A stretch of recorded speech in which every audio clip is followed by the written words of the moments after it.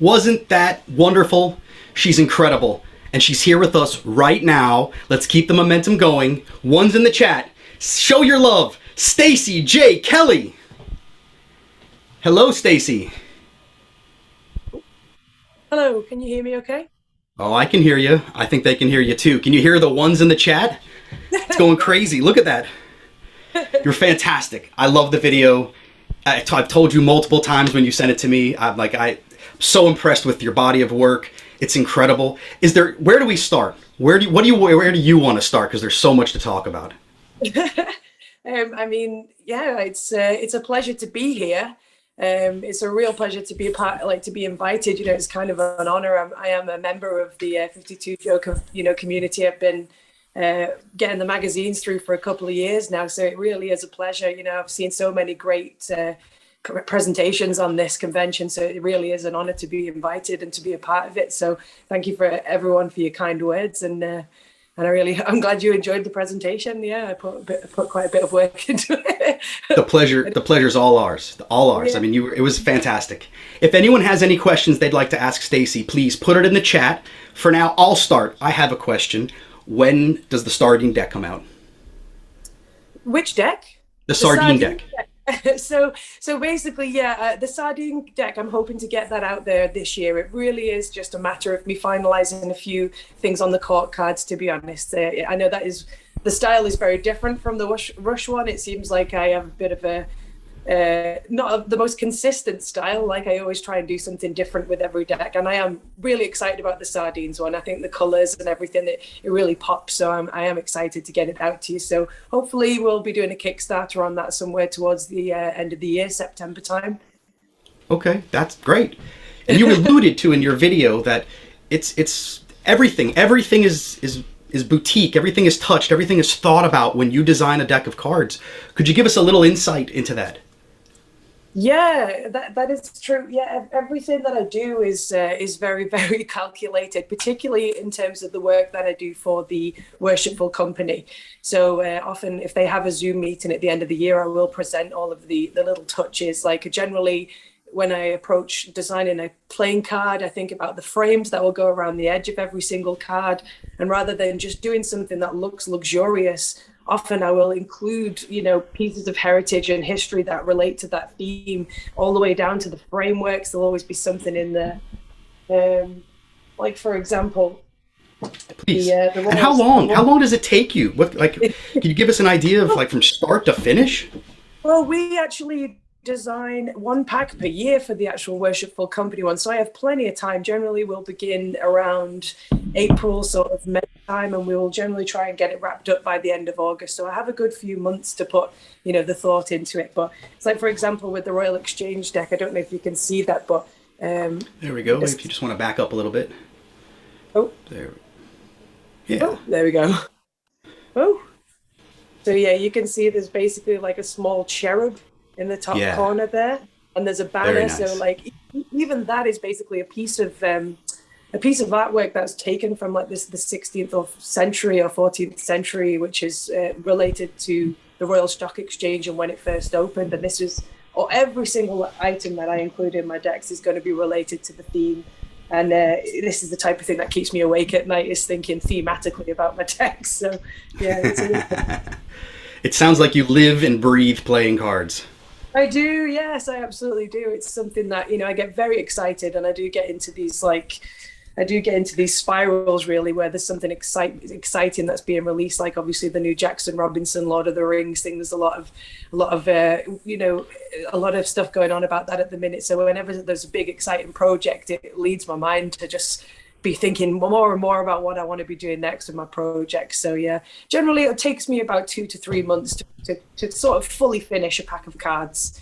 But then obviously it's the marketing side of things, which I don't know if I'm the best at that, to be honest. I am very much a designer first and foremost. It seems like there's a show and there's business, and there's the business end, and it's usually longer and harder than the show part. Absolutely, it's true, yes. So we have a question from the chat. Jacob is asking, what are some of the other topics you still like to do for new decks? We've heard about the sardines, all the the BBC deck and all the things you've done for Worshipful, but what other topics are you brainstorming for the future? So for the future, I'm actually thinking of doing an American sign writing deck, which I've actually begun the design of. Like the road trip I took around California really did inspire me a lot. And one of the small towns as you're driving into Yosemite, I just noticed some of the old vintage hand painted signs, and I just really like that Americana sort of style. I went to like a Robert Indiana exhibition the weekend, and it's all American typography and like Midwest. And so basically I've been, as you say, brainstorming some ideas for an actual sign writing deck, which will try and be a bit of a transformation deck as well. It'll use a different technique of layouts and things, and it'll incorporate some beautiful typography and different ways to show those courts, the royal spaces and things in there, which I've been doing. I also sounds amazing. It sounds amazing. It sounds like the American trip really did a number on you. Really did. And I mean, there's just something so, the whole world does playing cards. The whole world has their own way of approaching playing cards. But I just feel like the way of the American style and visuals, like it just seems so, particularly with the American Playing Card Company and the US Playing Card Company, it just all seems so heavily linked with that style. And yeah, I really like it. I really enjoy it. Such bold imagery. Absolutely. And I'm sure there are some older collectors, the ones that collect the antique decks, that love hearing that modern designers are really appreciating that design style. Absolutely. It's a nice synergy happening. There's a really nice synergy. Yeah. Okay, let me get some more questions. There's a lot of questions coming in the chat. Let me take a look. Okay, Nick asks, what's your favorite deck of cards that you didn't design? And I heard you just mention Jackson and his new Kickstarter campaign. Perhaps that's it. Is it he? I'm just taking a guess. No, I do have quite a lot of his. What an amazing designer, and actually, I think when I think back to my first Kickstarter project, I think that was around the time when Jackson released his first deck. And I actually spotted him on like a Kickstarter program on Netflix. And like, he's always been a huge inspiration. It's not only the decks that he does that are amazing, it's how open he's been with his process. Like, it really helped me get things started, in those early days. So it's been a pleasure to watch him grow and like his success. He really knows what he's doing. It's what a powerhouse. Yeah, he's a true inspiration. So what deck? I'm sorry, I didn't mean to interrupt you. If I had to, there's so many. If I had to mention a favorite deck, and I think this is just purely on format and the thought, I really love the deck, the Dead Man's deck. Has anyone seen that? With the bullet. There's one's in the chat. If everyone has seen the Dead Man's deck, I have. It's very cool, and That's interesting. That's your choice. It's a very laid back, very subdued style deck. It's not flashy. It's not in your face, and that says a lot. It's the history of it, and obviously I think this one really did inspire me. I have to be careful how I open this because there is actually a sort of ball bearing in there. There's a sort of bullet hole going through the main character, and you can see there's a ball bearing inside there. So just what a brilliant idea, like seeing someone create that, it made me realize that you really can push the format with playing cards. You don't have to feel restricted. So in terms of inspiration, I really do love this one. Talking of inspirations, Kelsey Little says that she's so glad to hear from an amazing woman in the playing card world, and you're honoring women in history. There's no question, it's a compliment, and she's really excited that you've done this. And we're all excited you've done this. Please send me a message personally. I'd be happy to talk through things that you're doing. I would absolutely love to hear from people who are, currently creating decks as well. And obviously always great to hear from women who are involved in anything like this, because it's niche enough as it is, the playing cards sort of world. It's like a wonderful thing to be part of, and I'm always proud to see other women. Speaking of like inspirational decks and women, please. This is another one of my favorites, the Into the Weird. Oh, I've never seen this. Let me see. Moving it closer, a little closer. There we go. Nice. So I'm careful which way I move yet. So this one is called Into the Weird. This was also beautifully illustrated. Actually, every card is individually illustrated, and she is really an amazing talent. Her name is Jenny Gebhard. And this was created through Art of Play, so you'll probably be able to get it.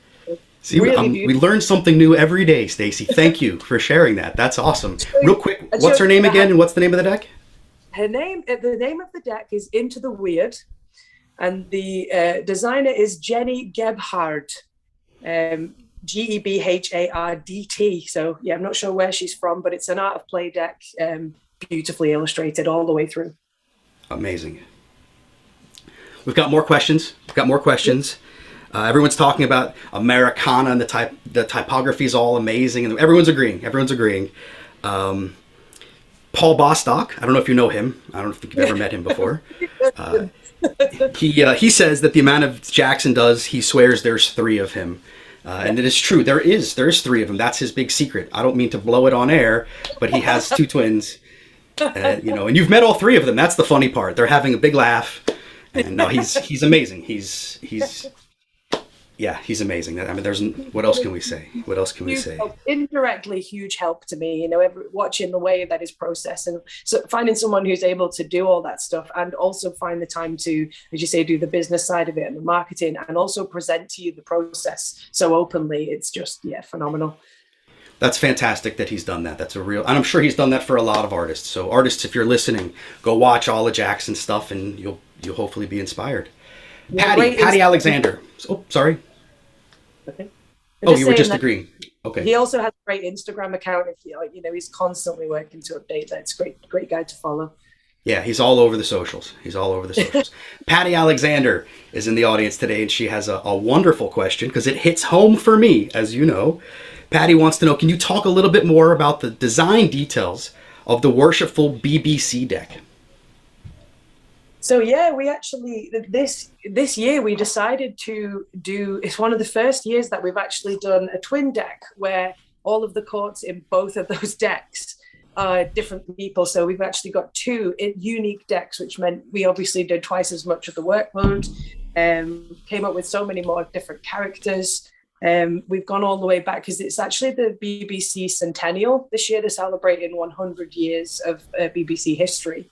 So I have gone all the way through the history of these decks. Like, as I've said, the very front cover, we've got like the microphone and the presenter. This is a very iconic image for anyone who knows about the BBC. Obviously that microphone, they invented that. It's like groundbreaking.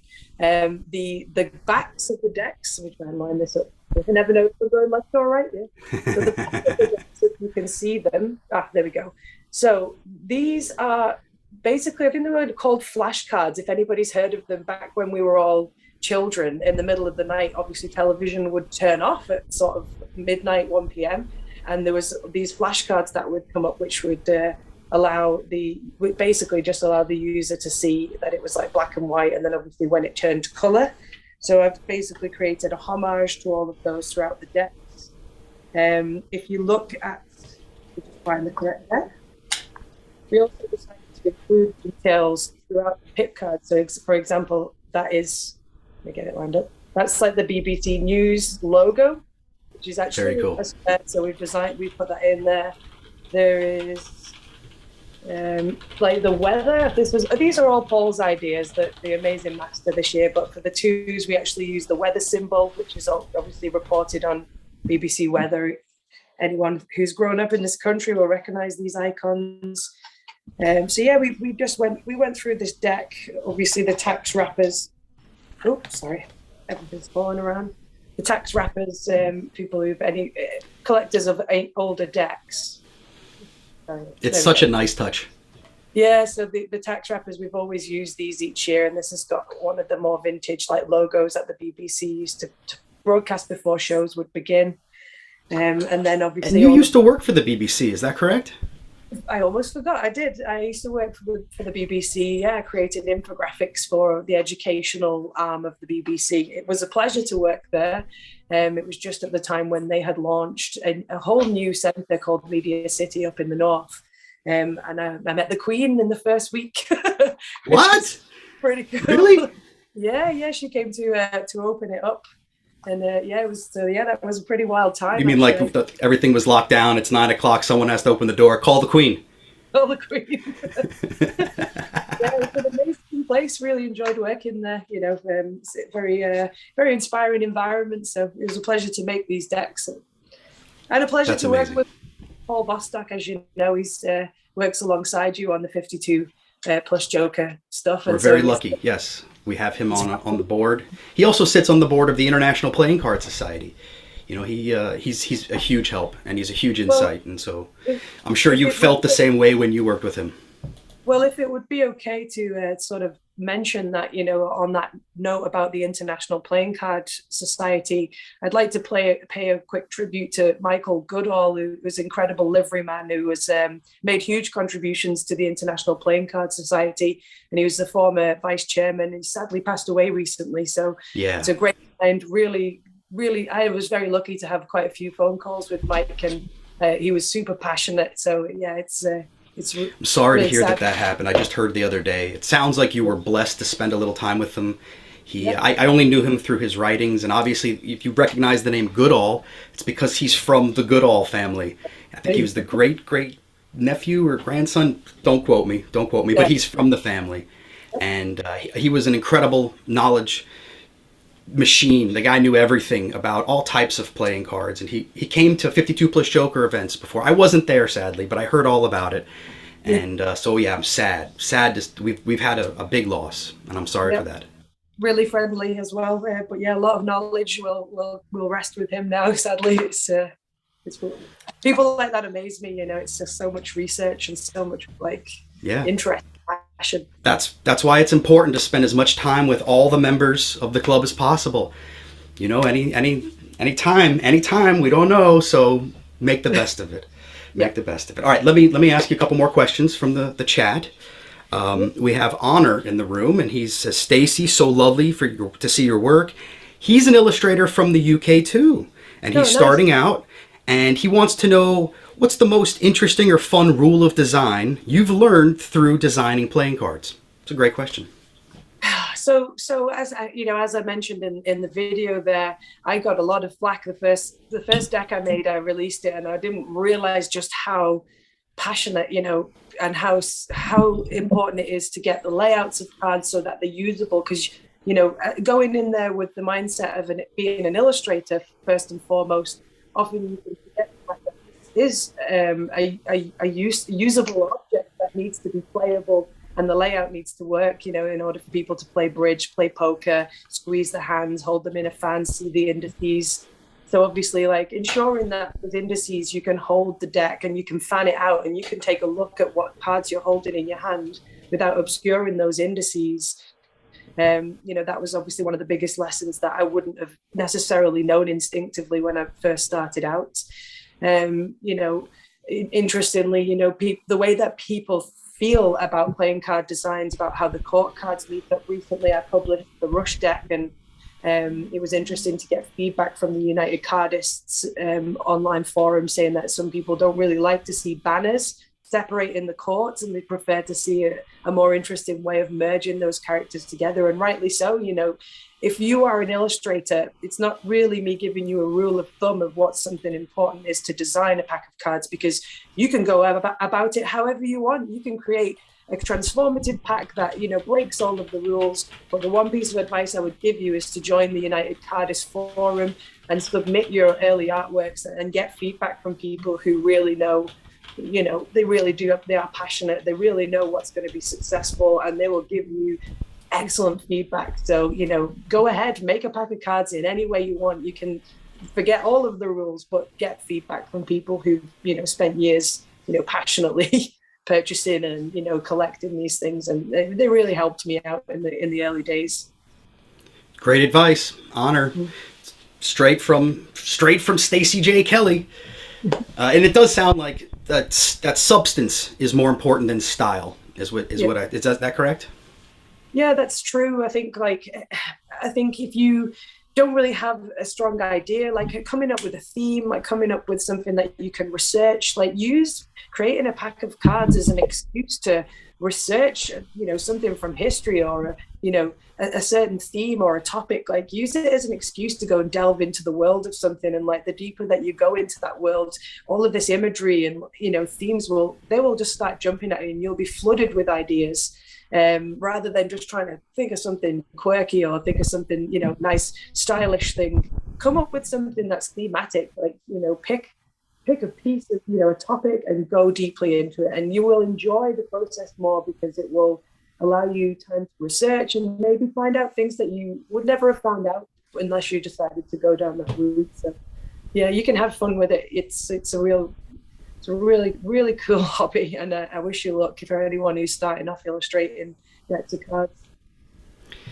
It looks like you're pretty passionate about playing cards, and that's awesome. And we love that, and we sense that, and we respect that. And if you have more questions for that, please post them in the chat. We still have 15 minutes to go. I'm having a great time. Stacey, thank you so much. We're not letting go yet, but I just wanted to thank you because it's awesome to be able to ask you these kinds of questions and have this kind of access to you. So thank you. It's a real pleasure. Yeah, it really is. Thank you to you as well, Lee. I've always followed your work, and I've always really enjoyed your level of passion. How you really know how to get people excited about things, and you always have such pleasant vocabulary and supportive. It's really nice to see someone so encouraging in the playing card world. Thank you. I will send the payment later. I appreciate the kind words. No, it's I just love playing cards. I just love playing cards, and I know that everyone else does too. And I just want to talk about playing cards. And I tell my friends all the time, I just want to play with my playing cards. But being president stops me from playing with my cards a lot. But that's okay. It's worth it for days like this and for moments like this to be able to hang out and have questions and listen to worldly advice about playing cards and just life in general. So thank you again. What's your favorite deck, Lee? That's not a fair question. That's not. I love them all. I love them all. I came into this loving a very specific genre of card. 1970s casino decks. If anyone knows me from old Magic World, but my tastes have changed. I want to believe that I've grown as a collector and appreciate history and the antique, and not just the vintage, and as well as the modern. And I was blessed because I got to spend a lot of time with Tom Dawson and Judy Dawson. And so they, kind of just dripped off of them and fell onto me. And she's incredible. Yeah. Yeah. All right, let's get some more questions in the chat. Let's see here. Stacey, do you have any ambitions for doing a full transformation deck? And by the way, that's from Paul Bostock.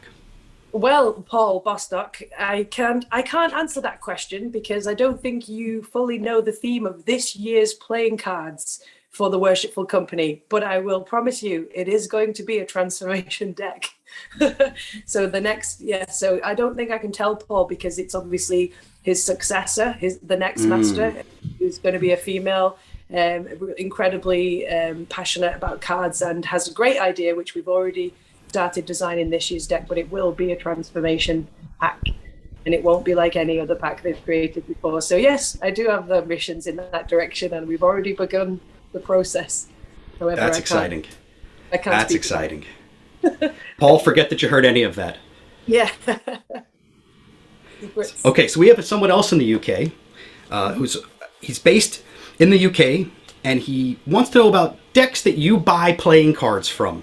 Because I'm sure it's been difficult in recent times importing cards that aren't made by UK designers.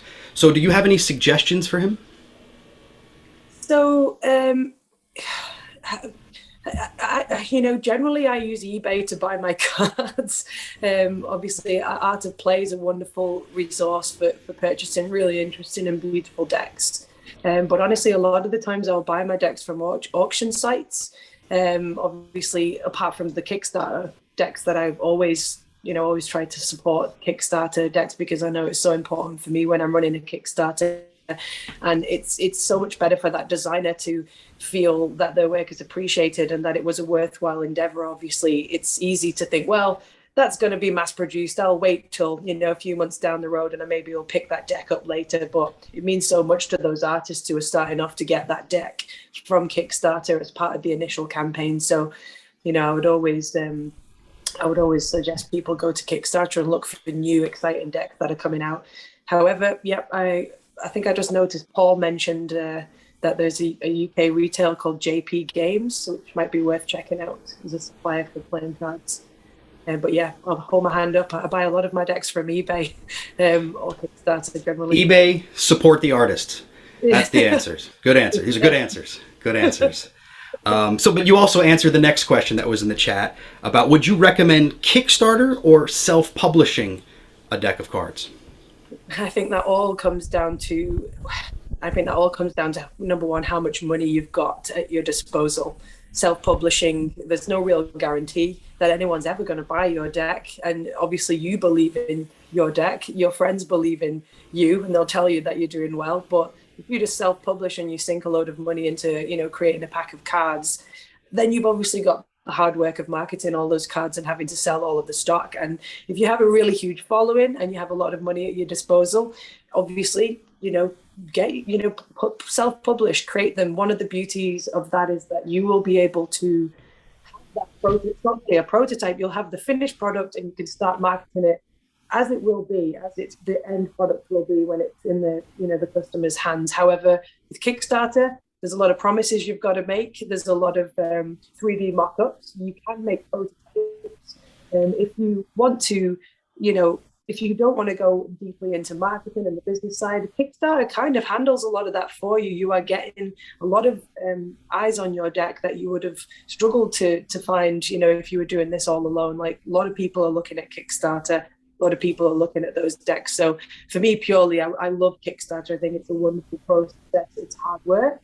You basically got to write off a month of your life and just dedicate all of your time into trying to get the word out. But it's a very exciting process. I was blown away when I did my very first deck at just how many people bought it on the first day. I was like, where are these people coming from? How did they find me? And back in those days, I didn't even have social media. So it really did blow my mind that people find you even though you haven't, marketed to them. So I would recommend Kickstarter for that reason. However, one really good way, if you're going to go down the Kickstarter route, a really good way to handle that process is to make up a prototype at the MPC, which is Makeplayingcardscom prototype. They create any number. You can make one pack, or you can make thousands. One more time. Say that again for those that didn't hear you. It's a place where you can make one deck. It's called Makeplayingcards.com. It's there's a website. It'll be taken. It basically is in China, so you'll get them made. It's one of the only resources online where you are able to create one deck, which will probably be expensive because you're only making one, or you can make up to 1,000. And basically, it's the price will go down the more decks that you offer. But it gives anybody the opportunity to create a few prototypes, have that in your hand, look at how it looks as a physical product. And then you can use that as part of your Kickstarter pro sort of campaign. And it's so useful. That is what I did. It won't be as high quality as the final product from, say, if you go through Cartamundi or USPCC or Legends, or the Expert Playing Card Company. All of these, the end product will be a lot tighter and nicer looking. But the MPC ones, remarkable quality, to be honest. Still get the linen finish. You can choose all these different. You can even have them gold embossed. So I would recommend for anybody wanting to create a prototype for playing cards to go over to makeplayingcards.com at the MPC. Thank you for sharing that. I know there are some people in the room. There are some aspiring designers in the room, and that's a great piece of advice. Where do you print a one-off prototype? It would, like you say, it probably will cost you a little bit more, but it's worth it. Totally worth it. Yeah, you can sorry, go ahead. Go. Saying if you print sort of one deck, and you do it in like a poker style with a nice tuck box, custom printed with a linen finish, I think it can come to about sort of $60 for just one. Whereas like if you start to get 1 to 5, if you get 5 to 10, it dramatically comes down. So let's say you want to get like 20 prototypes mocked up, the price comes down to like less than, I think, $5 per deck and stuff. So it is like laws of magnitude are quite fair. Volume. It's all about the volume. Yeah, but it's great with us. Good. Thank you again for sharing that. That's awesome. All right, let's see here. If you've got more questions, by the way, put them in the chat. Let's see here. We have a budding designer, and they'd like to know what software or online design resource, if any, would you recommend? I mean, I've always been a Adobe Creative Suite baby. You know, it's something that I've always used is Photoshop, Illustrator. Generally, I use Illustrator for creating packs of cards, particularly for the final layout. However, I have recently treated myself to a iPad Pro with the sort of the new pencil, and I've been using Procreate for some of the more hand-drawn details, and it's fantastic. The sort of haptic feedback from the machine, the way the pencil draws, all the different brushes, and then how translatable that is back into Adobe Illustrator afterwards. So anybody looking for a hand-drawn sort of style in the playing cards, I'd recommend trying out Procreate. I believe it's a free resource, or at least very, very low cost. And it's very easy to then export that over into Illustrator to lay out your final files. But yeah, obviously, if you're creating hand-drawn works, you know, a lot of different printers. So, you know, when you're going through the print process, sometimes they have like limitations on how many colors you can use in a design. And you're always going to have a much crisper design if you get used to creating vector artwork. Which I would recommend using Adobe Illustrator to sort of create those. That's how you get those really crisp lines, and obviously print companies always prefer to work with things like that. If you want to get into the world of creating like embossed layers and gold embossed layers with hot foil, then you really need to like wrap your head around creating vector layers, and Illustrator is one of the most widely used resources for that. So I like my recommendation. Great. You mentioned your Adobe Suite baby, and that gives you access to Premiere, which is the video editing suite. Did you use the video editing suite to make your own video? You made your video yourself, correct? Yeah, I made my own video using Premiere, and then I also use After Effects. My actual degree was in animation. That was what I studied as a younger person. So that was. Well, it shows. The video is amazing. Yeah, I enjoyed making it. I do make the odd travel vlog and stuff. That's how I practice that kind of thing if I go on holiday. But that was it was nice to turn it to. I'm starting to make playing card reviews now. I'm in the early stages of making those. I'm going to start doing all the decks that I've created in detail. So if anybody wants to go to Squidlink YouTube, there's not much there at the minute, but I am going to be populating that throughout this year with more playing card reviews. So. Okay, so we go to YouTube and we find your YouTube channel and we subscribe to it, is what you're saying. Yeah, you can do that. Yeah, Squidlink. That's my design company, my design business that I've been working for 10 years now, as under the name Squidlink, and I enjoyed very much. We do too. We do too. All right, let's get some more questions. You know what? The questions are coming in fast and furious. I'm trying to keep up while talking and listening. It's a whole thing. I noticed someone asked a question about your husband. And what does your husband think of all of these playing cards? I hope I said that right because it went by quick, but we'll go with it. He's amazed by it. Like, actually, my husband, when we first got together, it was also around the time that I was approached by the Worshipful Company of Makers of Playing Card and asked to kind of become the resident designer for that ancient guild, and so it was pretty impressive. And on a side note, my husband is actually a tax advisor, so we come from very different backgrounds. However, working with the Worshipful Company of Makers of Playing Cards, that's obviously an ancient guild. In England, we have ancient guilds, lots of different things like, you know, brick makers, but we also have one for the Tax Advisors Charitable Trust, who actually look at that. Need to make a pack of cards for them recently. That's great. So that's it. So basically, I think there is relevance to my husband there, and I was like, you know, you should join the Guild of Tax Advisors. You have access to these things. But yeah, he's impressed. My husband's really supportive. We're both kind of creative. He's a drummer. I'm a designer, so we both appreciate. He's a very, very accomplished drummer as well, actually. So we both appreciate the space that each other needs to be creative and design and make music and things like that. So he gets it. You have the eyes, he has the ears. Years, yeah, exactly. That's a really good way to put it. All right, let's get some more questions here. We have, I'm sorry, if I miss your question, I apologize. It's fast and furious. What time frame does your Kickstarter take for you to raise now to compare it to like your last deck? Well, I haven't actually done a Kickstarter project since my first deck. So I've only ever done Yeah, I only did a Kickstarter project for my very first deck, and it was a success, which I couldn't believe because I didn't have social media. I don't know how I managed to pull that one out of the bag, really, but it was a success. And then since then, the next deck of cards I made, obviously Lawrence from Legends picked up straight away. I approached him with the idea that I was going to run it through Kickstarter, and it was picked up. However, if the question is, what kind of advice would you give about Kickstarter projects and how long they should run for?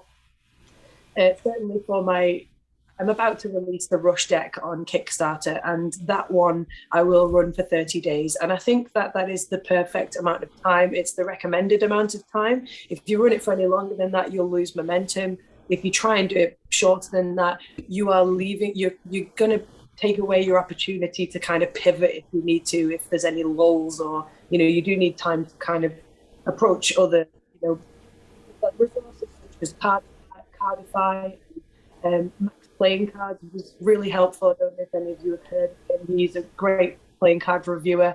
He also took a look at the draft of my Kickstarter in those early days and gave me loads of great advice. So finding other people who can write good reviews and actually promising them benefits if they do so. Send them some decks if they're willing to help you out. You can do an exchange, and also, it's very, very difficult running a Kickstarter campaign. I'm not going to lie; it takes a lot of energy, and you have to keep your eye on the ball for the entire month. And you've got to pull out all the stops, all the bells and whistles to get people to look at it. But one of the good tip for anybody running a Kickstarter for playing cards is cross promotion, which is find other playing card designers who are on Kickstarter at the same time as you and offer cross promotion. Say, look, I'll give you, every Kickstarter project has a chat where all of the people who have bid money on it can see the chat.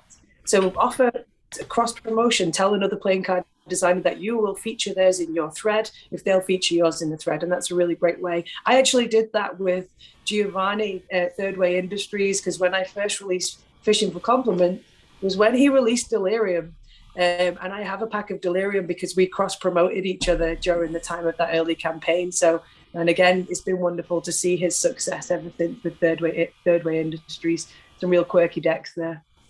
Yeah. Absolutely.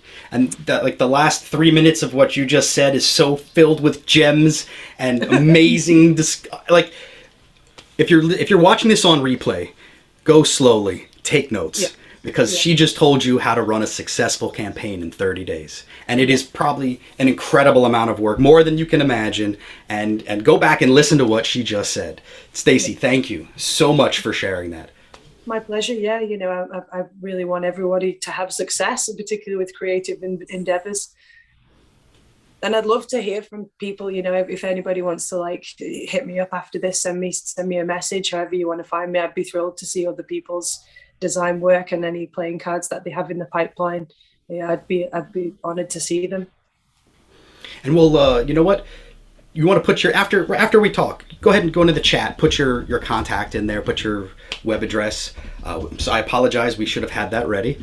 But yeah, thank you for that offer. I'm sure that all the budding designers and even some of the collectors would love to speak to you and ask you questions about all the different decks. And I mean, we didn't even get to delve into the real meat of Worshipful.